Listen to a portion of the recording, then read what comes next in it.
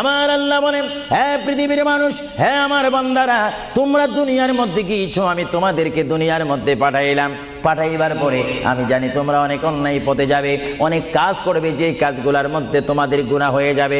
হে বান্দা, তোমরা গুনাহ করবে তাও আমি ভালো মতো জানি, তোমরা পাপ করবে তাও আমি ভালো মতো জানি।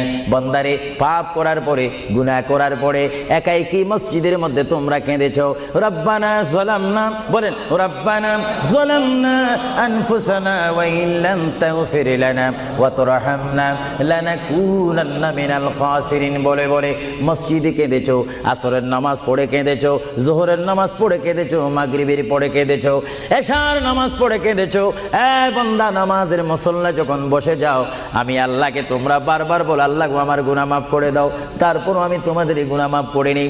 তারপরও তোমরা নিশি রাত্রে, মানুষ যখন ঘুমে যায়, তোমার বিবি যখন ঘুম যায়, তোমার ছেলে যখন ঘুম যায়, তুমি নিশি রাত্রে ঠান্ডা পানি দিয়ে ওযু বানিয়ে